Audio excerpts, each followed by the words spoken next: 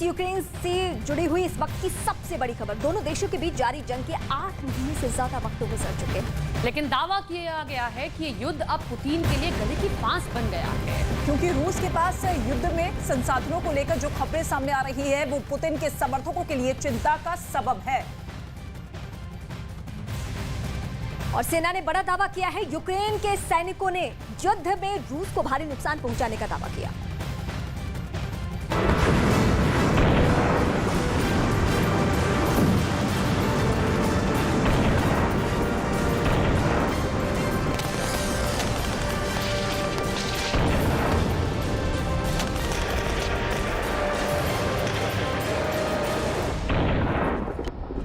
जंग में दोनों चल रहे हैं, एक की जमीन जल रही है, दूसरे का आसमान काला पड़ रहा है।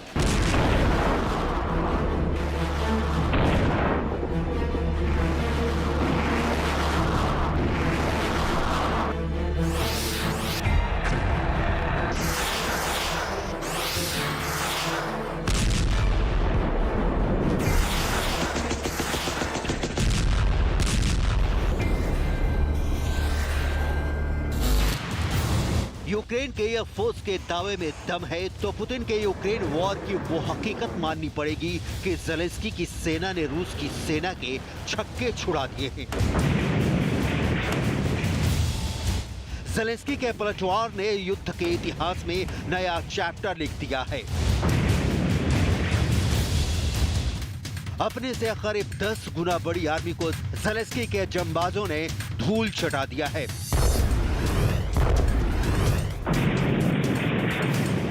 यकीन नहीं आता तो रूस को हुए नुकसान की ताजा लिस्ट देख लीजिए। 2 KA-52 helicopter, 2 Kalibr cruise missile, 11 Shahed 136 unmanned aerial vehicle, 3 tactical UAV।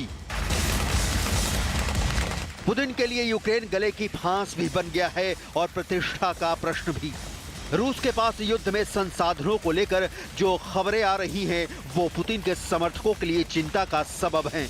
युद्ध की शुरुआत से अब तक पुतिन ने यूक्रेन में जितना पाया है उससे ज्यादा खोया है। ये 16 आने सच बात है जिसकी पुष्टि दुनिया भर की एजेंसी भी कर रही हैं कि पुतिन ने यूक्रेन के जंग में अब तक जो भी चाहा है वो पूरी तरह हासिल नहीं हुआ है। न हाइपरसोनिक मिसाइलें, न तोप के गोले, न समंदर में शक्ति प्रदर्शन। पुतिन हर मोर्चे पर 100% टारगेट नहीं भेज सके। पुतिन के शक्तिशाली सेना के भीतर यूक्रेन में लड़ने की इच्छा पर भी सवाल उठने लगे हैं। जाहिर है तब पुतिन की युद्ध नीति पर भी सवाल होंगे। पुतिन लड़ाका रहे हैं, मोर्चे चाहे कूटनीतिक हो या अमेरिका के वर्चस्व को चैलेंज करने वाला हो या होम फ्रंट हो, पुतिन जीतते आए हैं। यूक्रेन के हमले के पहले भी पुतिन को भरोसा था कि घंटों में कीव का किला गिराकर ज़ेलेंस्की से सरेंडर करवा लेंगे, लेकिन बैटलफील्ड से पुतिन के लिए अच्छी खबर नहीं आ रही है। जिन 2 KA-52 हेलीकॉप्टर को यूक्रेन ने बर्बाद करने का दावा किया है वो कोई सामान्य हेलीकॉप्टर नहीं है, रूस का मल्टी रोल हेलीकॉप्टर हैं। रूस के पास ऐसे 100 से ज्यादा हेलीकॉप्टर हैं। यह हेलीकॉप्टर रूस के बाद सिर्फ मिस्र के पास मौजूद हैं।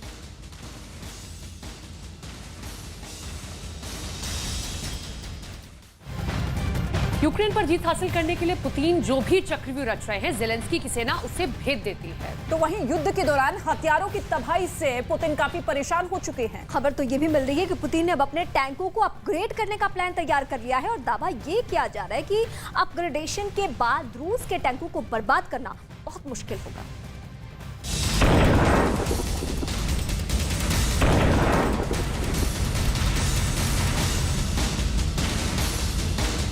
हथियार की हानि मतलब देश के इकोनॉमी को नुकसान, जिसकी भरपाई होने की कोई उम्मीद नहीं दिखती।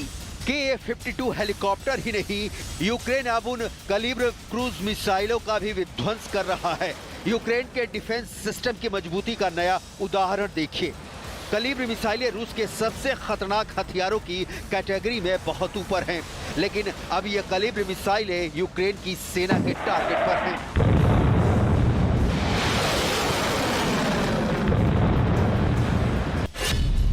की ये मिसाइलें काफी शक्तिशाली हैं। इन्हें 3M54 क्लब के नाम से भी जाना जाता है। कलिब्र क्रूज मिसाइल 1994 से रूसी सेना में अपनी सेवाएं दे रही हैं। इस मिसाइल ने सीरियाई गृह युद्ध के दौरान भी अपनी ताकत का लोहा मनवाया था। 1500 से 2000 किलोमीटर की दूरी तक मार कर सकती हैं। रूस की सबसे शक्तिशाली पनडुब्बी सेवेरोडविंस्क हो सकती है। सेवेरोडविंस्क 1600 मील की रेंज के साथ 40 कैलिब्र लैंड अटैक क्रूज मिसाइलों को ले जा सकती हैं।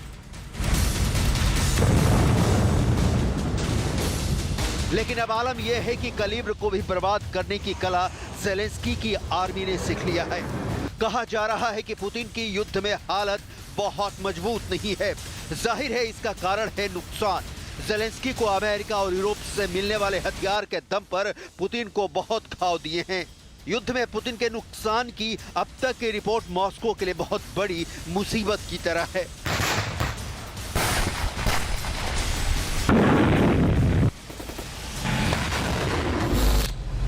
रूस के टैंकों की तबाही का जख्म ज़ेलेंस्की ने पुतिन को इतना गहरा दिया है कि उसका भूलना मुश्किल है। यूक्रेन की सेना ने अमेरिका से मांगे जेवलिन से रूस के टैंकों का कब्रिस्तान बना दिया। अब रूस अपने T-72B3 टैंक को अपडेट कर रहा है। उसकी सुरक्षा के लिए नए स्टैंडर्ड वाली तकनीक फिट की जा रही है। रूस का यह टैंक शीत युद्ध के काल से ही रूस के भरोसे पर खरा उतरा है। इस टैंक को यूक्रेन में भी इस्तेमाल किया जा रहा है, लेकिन इसे ज़ेलेंस्की के अटैक से बचाने के लिए फुल प्रूफ प्लान पर रूस काम कर रहा है। T-72 टैंक के 2000 से ज्यादा यूनिट आज भी रूसी सेना में तैनात हैं। वर्तमान में इस टैंक का अपग्रेडेड वर्जन T-72B3 अभी कई देशों में तैनात है। भारत समेत 30 देशों के पास T-72 के अलग अलग वेरिएंट मौजूद हैं। 70 किलोमीटर प्रति घंटा की स्पीड से दौड़ सकता है T-72 टैंक। इसमें आधुनिक V92S2F इंजन लगाया गया है। ये डीजल इंजन 1100 हॉर्स पावर की ताकत पैदा कर सकता है। यह टैंक एक बार में 500 किलोमीटर की रेंज तक सफर कर सकता है।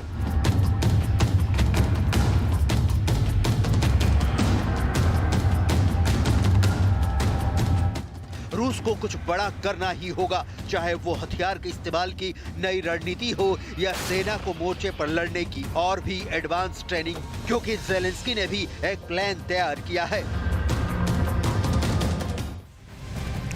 तो पुतिन ने भले ही अपने टैंकों को अपग्रेड करने का प्लान बना लिया हो, लेकिन सबसे बड़ा सवाल यह है कि क्या अपग्रेड होने तक ज़ेलेंस्की हाथ पर हाथ धरे बैठे रहेंगे? ज़ेलेंस्की ने भी न्यू ईयर प्लान तैयार कर लिया है। युद्ध भूमि में इस वक्त क्या चल रहा है और आगे इस युद्ध का भविष्य क्या दिखता है, इस स्पेशल रिपोर्ट में हम आपको दिखाते हैं।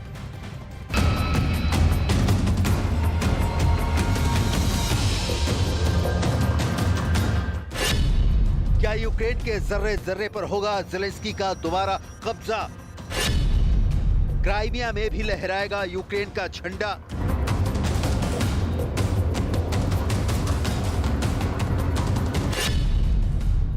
सर्दी में ही ज़ेलेंस्की की सेना मनाएगी जश्न।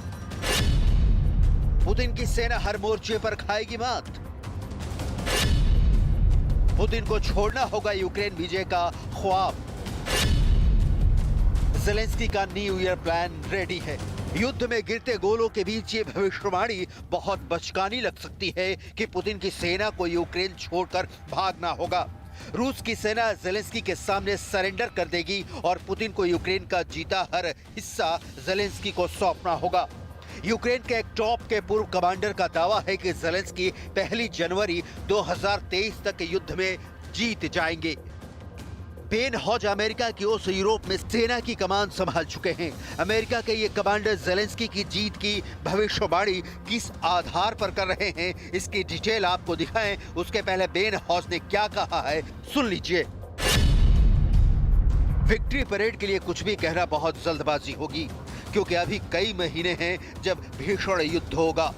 रूस इस बीच यूक्रेन की जनता पर लगातार हमला करता रहेगा, लेकिन मेरे दिमाग में संदेह नहीं है कि यूक्रेन आखिरकार जीत वाली तेजी हासिल कर लेगा।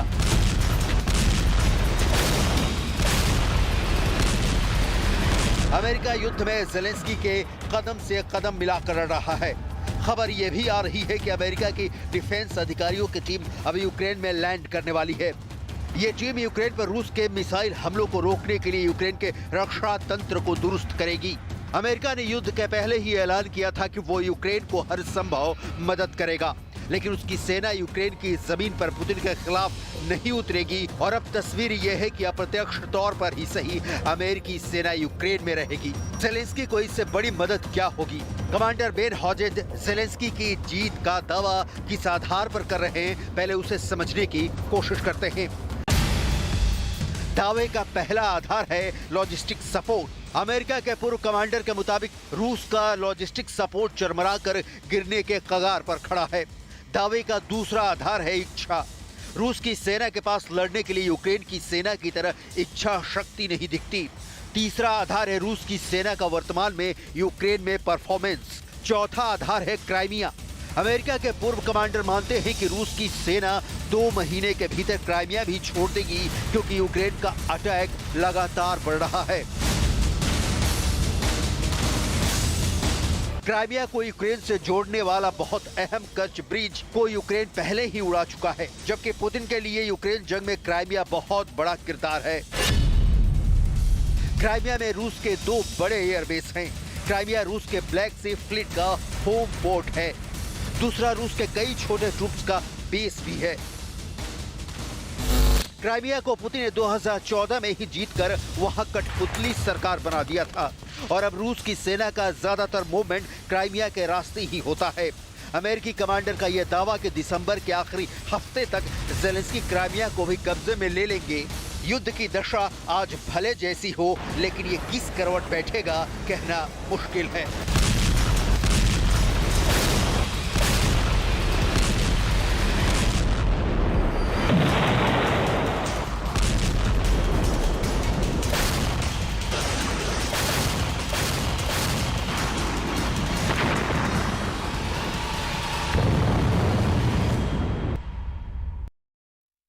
और अब रूस यूक्रेन युद्ध से जुड़ी 10 बड़ी खबरें रफ्तार अंदाज में। युद्ध के मैदान से एक वीडियो सामने आई, जिसमें दावा यह किया जा रहा है कि ये वीडियो डोनेट्स्क इलाके का है, जहां रूस की सेना की तरफ से एक के बाद एक मिसाइल दागी गई। वहीं रूस की सेना पूरी तरह से अलर्ट मोड पे है। रूस की तरफ से एक वीडियो जारी करते हुए दावा यह किया गया है कि उसने यूक्रेन की हाईमार्स मिसाइल को तबाह कर दिया है। इस वीडियो में एक मिसाइल तेज रफ्तार से आसमान की तरफ जाती है और फिर आसमान में तेज ब्लास्ट होता है।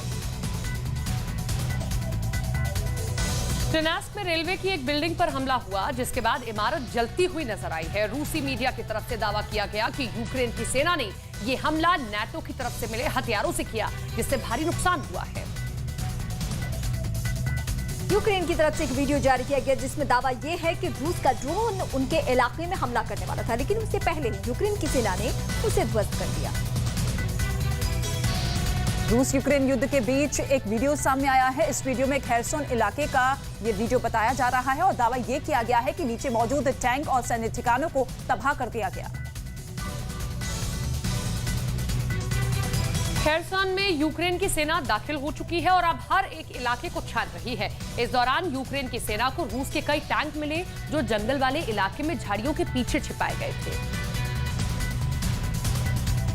लगातार बढ़ते तनाव के बीच रूस ने अब दूसरे मोर्चे पर भी तैयारी शुरू कर दी है, जिसमें अपने कैलिनिंग्राड इलाके में रूस की पुलिस ने बैरियर लगाना शुरू कर दिया है, तो वहीं लोहे के तारों से इलाके को बंद किया जा रहा है। कीव पर एक बार फिर से खतरे के बादल मंडराने लगे हैं। यूक्रेन के राष्ट्रपति ज़ेलेंस्की ने कीव पर रूस के हमले की आशंका व्यक्त की है। साथ ही कीव को अंधेरे में डुबाने की रूस की प्लानिंग का जिक्र करते हुए नागरिकों को अलर्ट किया। खेरसोन में रूसी सेना के जाने के बाद यूक्रेन की सेना की तादाद बढ़ती जा रही है। ऐसे में एक वीडियो के जरिए दावा किया गया कि खेरसोन में अंधेरा छा चुका है।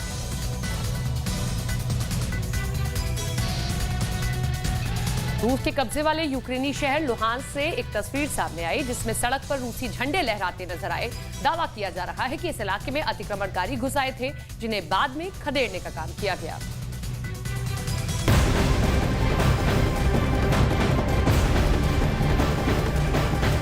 और रूस और यूक्रेन युद्ध के बाद हालात ऐसे बन रहे हैं कि अमेरिका के राष्ट्रपति जो बाइडेन को हर तरफ डर नजर आने लगा है। और यही वजह है कि अमेरिका अपना सबसे खतरनाक बॉम्बर लगातार अलग अलग इलाकों में तैनात कर रहा है। दक्षिण कोरिया के साथ युद्धाभ्यास में अमेरिका ने सबसे खतरनाक B-1 बॉम्बर भी उतार दिया है।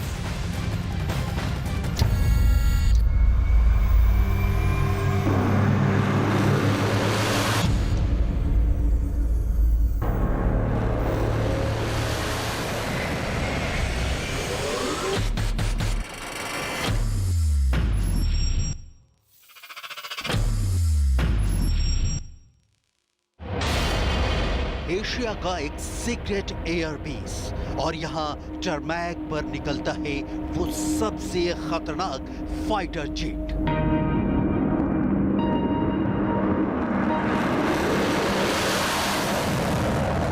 जिसे दुनिया F-35 के नाम से जानती है।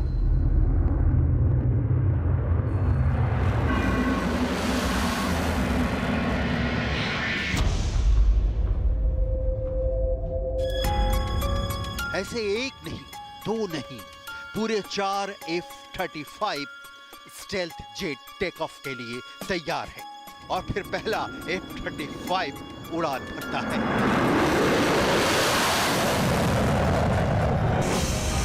एक के बाद एक सभी टेक ऑफ करते हैं।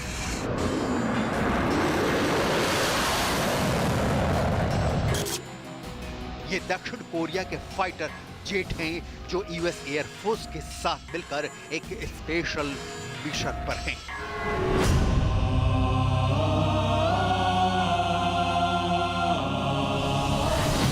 इसके बाद बारी आती है अमेरिका के F-16 की, जो दुनिया का सबसे भरोसेमंद फाइटर जेट माना जाता है।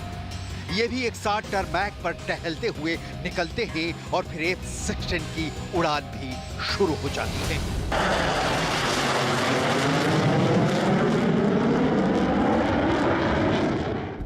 आखिर अमेरिका और दक्षिण कोरिया के फाइटर जेट साथ में क्या करने जा रहे हैं?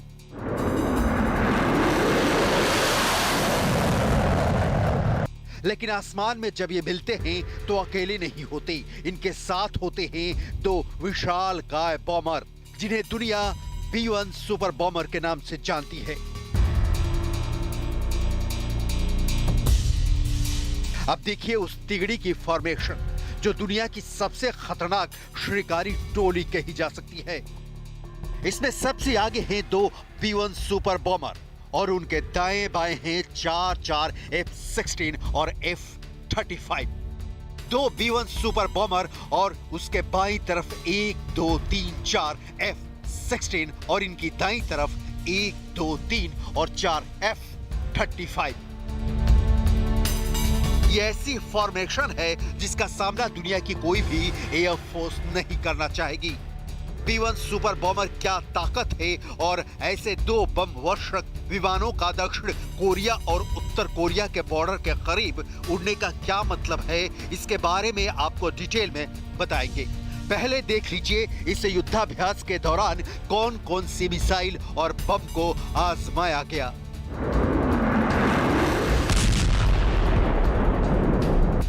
इस युद्धाभ्यास में F-16 को करीब से उड़ता हुआ देखिए। ये अपना बम कैसे रिलीज करता है उसकी भी बहुत साफ तस्वीर रिकॉर्ड की गई है। F-16 लॉन्च करता है एक GPS गाइडेड बम जो अपने टारगेट पर सटीक जाकर हमला करता है। ठहरिए, यहाँ तो दक्षिण कोरिया का F-15 भी है जो अमेरिका में बना बहुत ही खतरनाक डॉग फाइटर माना जाता है और ये जहाज लॉन्च करता है एक क्रूज मिसाइल। देखिए ये मिसाइल किस तरह अपने टारगेट की तरफ बढ़ती है और फिर होता है बड़ा धमाका।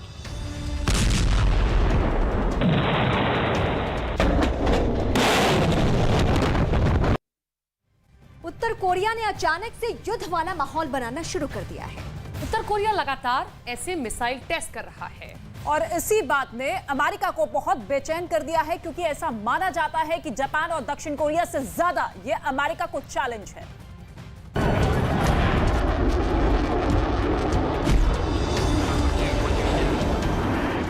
इस इससे पूरे युद्धाभ्यास में F-35 का शामिल होना एक बहुत ही खतरनाक अटैक पैकेज का हिस्सा बन जाता है। न्यूक्लियर अटैक के लिए अगर ये उत्तरी कोरिया के एयर स्पेस में घुसे तो इनको ट्रैक करना भी किम जोंग उन के रडार के लिए आसान नहीं होगा। F-35 एक स्टेल्थ फाइटर जेट है जो रडार पर नजर नहीं आता।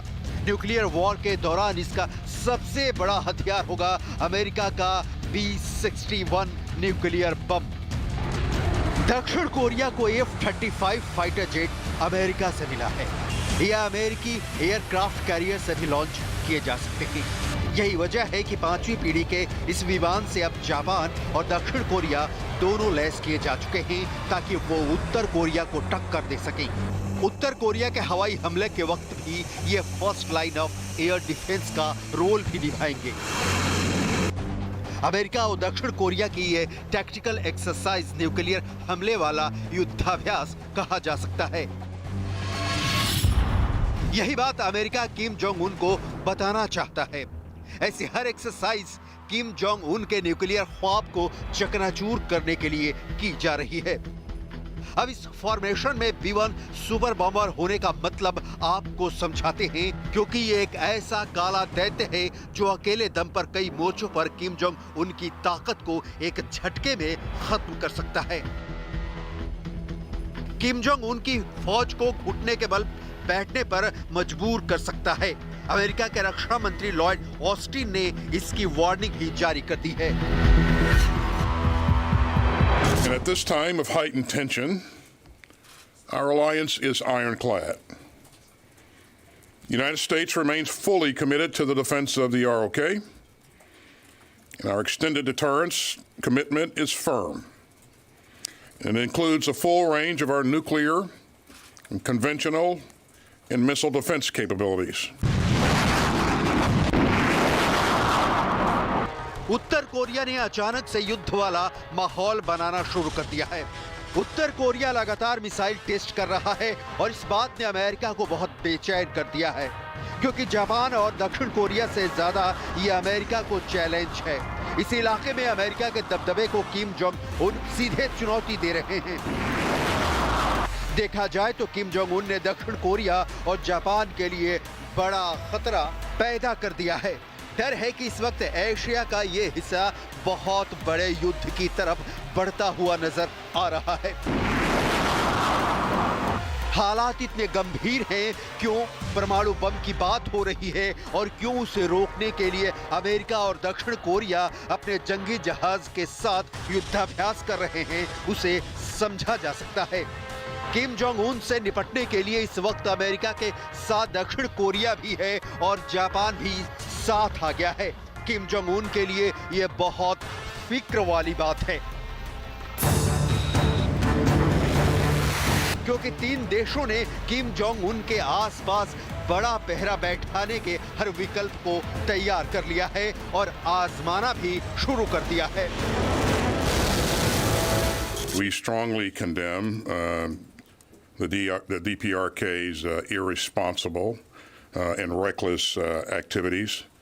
As we said before, these kinds of activities are destabilizing to the region, potentially.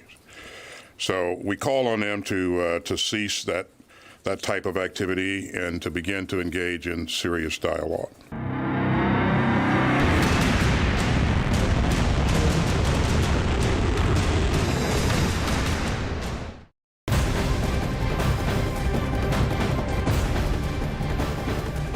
जंग के बीच यूक्रेन ने रूस पर पलटवार तेज कर दिए हैं। यूक्रेन की मीडिया ने वीडियो जारी किया है। इस वीडियो में यूक्रेन के सैनिक रूसी ठिकानों पर ताबड़तोड़ फायरिंग करते हुए नजर आए। और इस वक्त की बड़ी खबर हम आपको अपडेट करें तस्वीरों के साथ साथ, जहां यूक्रेन ने हमले और भी तेज कर दिए हैं और राजधानी कीव पर अब निशाना साधा है।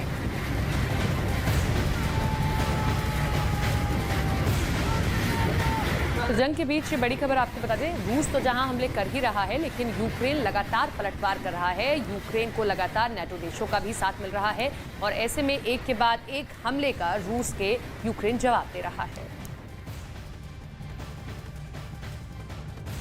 उत्तर कोरिया से निपटने के लिए इस वक्त अमेरिका और दक्षिण कोरिया साथ है। तो वहीं जापान भी साथ आ चुका है। दोनों देशों के बीच युद्ध अभ्यास किम जोंग उन के लिए बहुत फिक्र वाली बात है।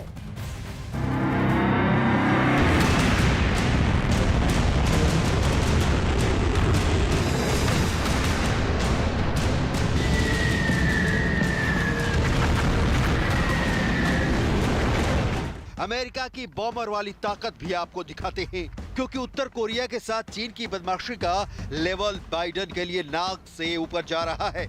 ऐसे में क्या वक्त आ गया है कि अमेरिका अपने सबसे खतरनाक बॉम्बर्स को सबसे बड़े मिशन के लिए तैनात करने पर मजबूर हो जाए?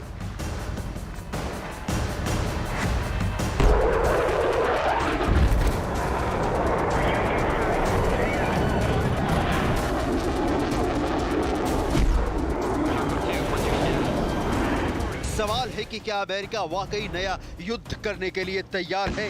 क्या वक्त आ गया है कि अमेरिका ने जो गलती यूक्रेन को लेकर की है उसे चीन के साथ ना दोहराए? अमेरिका के कौन कौन से बॉम्बर किसी भी वक्त कहीं भी डिप्लॉयमेंट के लिए तैयार हैं? ये बात किम जोंग उन के साथ शी जिनपिंग को भी डराती है।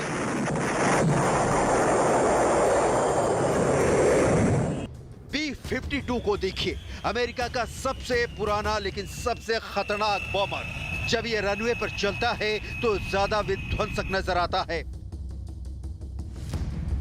अमेरिका के पास किम जोंग उन और जिनपिंग को डराने के लिए बहुत कुछ है।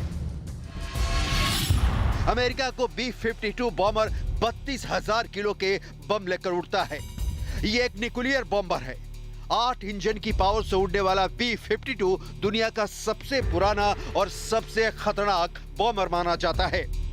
60 के दशक में अमेरिकी एयरफोर्स का हिस्सा बनने के बाद इसे लगातार आधुनिक बनाया गया है और यही वजह है कि 60 साल बाद भी ये आज भी उड़ान भर रहा है। अब B-2 को देखिए, अमेरिका का स्टेल्थ यानी रडार की पकड़ में ना आने वाला बॉम्बर। और B-1 को तो आपने देख ही लिया है। अमेरिका के सुपरसोनिक बॉम्बर को कुछ घंटे के नोटिस पर दुनिया में कहीं भी मिशन के लिए भेजा जा सकता है। अमेरिका के पास B-1 बॉम्बर है। ये 34,000 पेलोड के साथ 24 क्रूज मिसाइल लेकर उड़ सकता है। रफ्तार 1,500 किलोमीटर प्रति घंटा है। B-1 बॉम्बर अमेरिका का सबसे भरोसेमंद और उसकी बॉम्बर्स वाली फ्लीट का वर्क हॉर्स कहा जा सकता है, जो सबसे तेज उड़कर दुनिया की किसी भी लोकेशन पर पहुंच सकता है।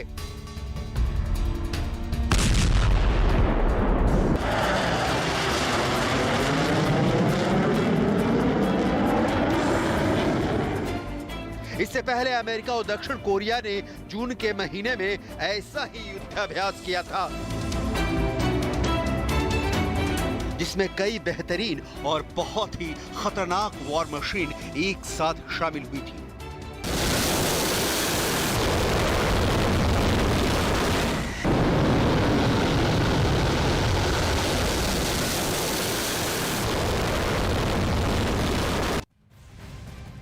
उत्तर कोरिया की तरफ से बार-बार मिसाइल परीक्षण करने के बाद अमेरिका और दक्षिण कोरिया ने भी कमर कस ली।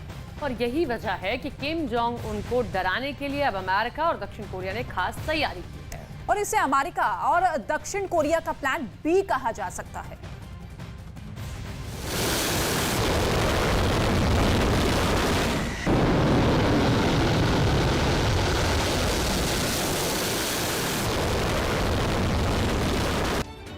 देखिए आसमान में वो तस्वीर जो दुनिया की सबसे खतरनाक फॉर्मेशन कही जा सकती है। एक साथ कितने जहाज हैं ये आप शायद गिनकर थक जाएं, इसलिए ये काम हम आपके लिए कर देते हैं। 1, 2, 3, 4, 5, 6, 7, 8, 9, 10, 11, 12, 13, 14, 15, 16, 17 और 18। इसमें F-15 भी है, इसमें F-16 भी है और इसमें F-35 भी है। ये फॉर्मेशन किसी भी दुश्मन के होश उड़ा सकती है। जिसके आसमान की तरफ ये फॉर्मेशन बढ़ेगी उसको एक दिन में ही तारे नजर आने लगेंगे।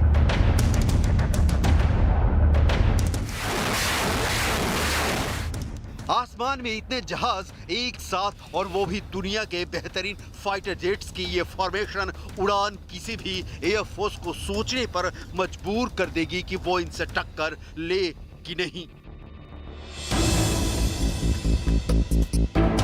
अब देखिए इस ग्रुप वाली उड़ान की विक्ट्री फॉर्मेशन कैसी है।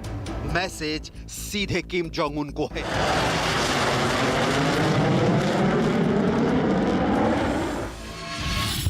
तब कुल मिलाकर 20 फाइटर जेट्स आसमान में एक साथ उड़े। इसमें 16 जहाज दक्षिण कोरिया के थे, जिसमें F-35 और F-15 थे, जबकि अमेरिका की तरफ से F-16 शामिल हुए। ये तीनों बहुत ही खतरनाक फाइटर जेट माने जाते हैं और इनकी उड़ान का सबसे बड़ा मकसद था उत्तर कोरिया, क्योंकि किम जोंग उन को डराने के लिए अब अमेरिका और दक्षिण कोरिया ने कमर कस ली है। किम जोंग उन के न्यूक्लियर ड्रीम को बैकफुट पर लाने के लिए यह अमेरिका और दक्षिण कोरिया का प्लान बी कहा जा सकता है। 북한의 연이은 탄도미사일 발사는 한반도는 물론 국제사회의 평화 안정을 해치는 중대한 도발 행위이며 유엔 안보리 결의에 대한 명백한 위반으로 이를 강력히 규탄하며 즉각 중단할 것을 촉구한다. इससे पहले अमेरिका और दक्षिण कोरिया की नेवी के साथ में युद्धाभ्यास कर चुकी है। एक तरफ अमेरिका का एयरक्राफ्ट कैरियर रोनाल्ड रीगन है, जो अमेरिका के 7वें बेड़े का फ्लैगशिप है। 1 लाख टन डिस्प्लेसमेंट के साथ ये दुनिया की सबसे ताकतवर जंगी जहाजों में से एक है। ये सागर के लहरों को चीरते हुए आगे बढ़ रहा है दक्षिण कोरिया का हेलीकॉप्टर कैरियर मराडो, जो 14,500 टन का एक जहाज है। ये drill carrier battle group exercise का हिस्सा बने। Unity in Security Council is critical. Security Council unity also creates an opportunity to seek off-ramps and sustained diplomatic engagement. The Secretary General urges the DPRK to immediately return to the negotiation table. Asia में अगले कुछ दिनों में कुछ बड़ा होने वाला है। उसमें ये तस्वीरें बहुत अहमियत रखेंगी। यह पूरा मुकाबला अपनी पावर प्रोजेक्शन का है। इसमें ना उत्तर कोरिया पीछे रहना चाहता है, ना ही अमेरिका ये बर्दाश्त करेगा कि चंद मिसाइलों का टेस्ट उसकी कमजोरी समझी जाए। ऐसे में अगर कोई गलत फैसला हुआ तो नौबत परमाणु हमले की भी आ सकती है।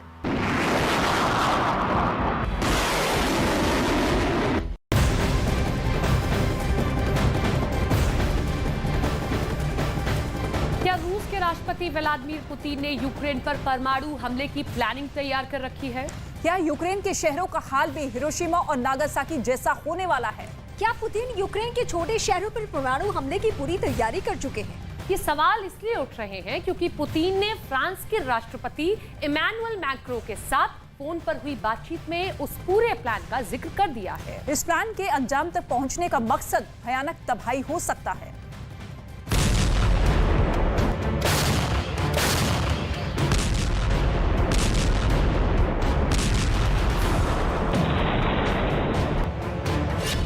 यूक्रेन पर हमले का परमाणु प्लान तैयार। पुतिन के निशाने पर यूक्रेन के छोटे शहर।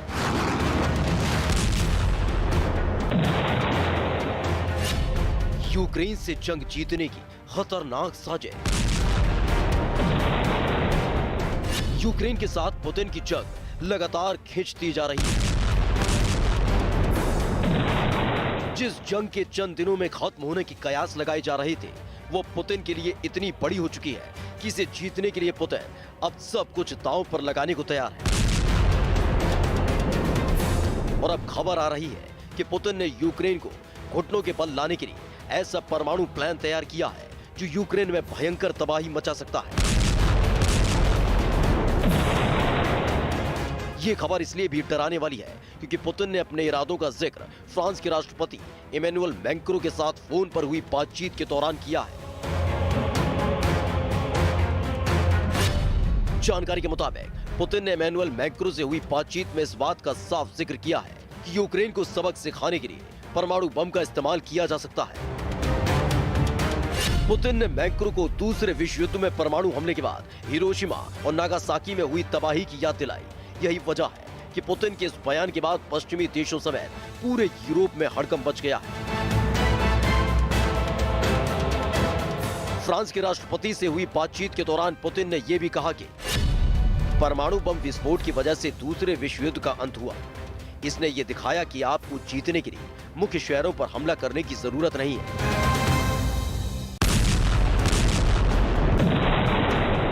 यानी पुतिन का ये बयान साफ इशारा करता है कि अब पुतिन के परमाणु प्लान में यूक्रेन के छोटे शहर हैं, वो शहर जिन पर अब किसी भी वक्त पुतिन के एक इशारे पर परमाणु बम गिराया जा सकता है। बताया जा रहा है कि पुतिन के इस बयान की वजह से इमैनुअल मैक्रों को भी गहरा धक्का लगा है, जिसके बाद उन्होंने कहा यह बहुत बड़ा संकेत है कि पुतिन यूक्रेन के पूर्व में परमाणु हथियारों का इस्तेमाल कर सकते हैं, जबकि कीव पर हमला नहीं होगा।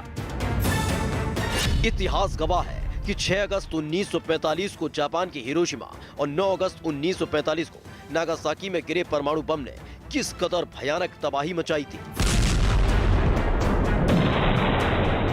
इस भयानक हमले में लाखों लोगों को अपनी जान गंवानी पड़ी थी, जबकि आज भी इसके असर को हिरोशिमा और नागासाकी में महसूस किया जाता है।